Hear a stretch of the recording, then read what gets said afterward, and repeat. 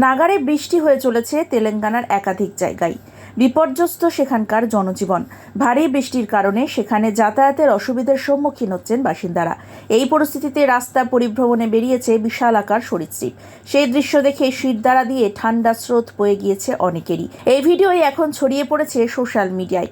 তেলেঙ্গানার রাজধানী হায়দ্রাবাদের রাজপথে শনিবার রাতে 6 ফুট লম্বা বার্মিজ পাইথনকে বিচরণ করতে দেখা যায়। আর সেই ভিডিওই ভাইরাল হয়েছে ইন্টারনেটে।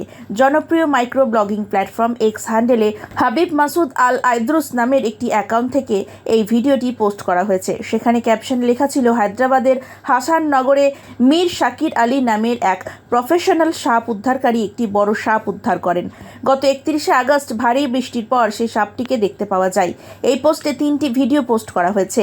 এই ভিডিওতে দেখা যাচ্ছে রাস্তায় গুটিসুটি মেরে রয়েছে 6 ফুট লম্বা বার্মিজ পাইথন। আরেকটি ভিডিওতে দেখা যাচ্ছে এই মস্ত বড় সাপের লেজ ধরে টানছে সাপ উদ্ধারকারীরা। তারপরে সাপের মুখ ধরে কাবু করেন তাকে।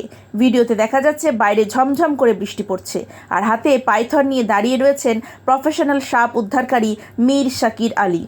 এদিকে তার হাতে থাকাকালীন সাপটি গুটিয়ে ধরে তার হাতকে, আবার তাকে সোজা করতেও দেখা যাচ্ছে ওই উদ্ধারকারী সাপকে।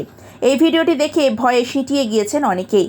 এদিকে সেই সাপ উদ্ধারের ঘটনায় চাক্ষুষ করতে সেখানে অনেক আমজনতা জড়ো হয়েছিল।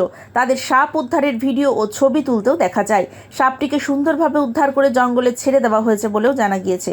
উল্লেখ্য, প্রবল বৃষ্টির কারণে তেলেঙ্গানায় বন্যা পরিস্থিতির সৃষ্টি হয়েছে। সেখানে নদীর জলস্তর বেড়ে প্লাবিত হয়েছে একাধিক এলাকা, জলের তলায় বেশ কিছু জায়গা। এদিকে গত দুদিনে এই রাজ্যে কমপক্ষে 15 জনের মৃত্যু হয়েছে বলে খবর মিলেছে। সেখানে ব্যাহত হয়েছে ট্রেন পরিষেবাও। এদিকে আজও সেখানে ভারী বর্ষণে পূর্বাভাস মিলেছে আবহাওয়া দফতরের তরফ থেকে।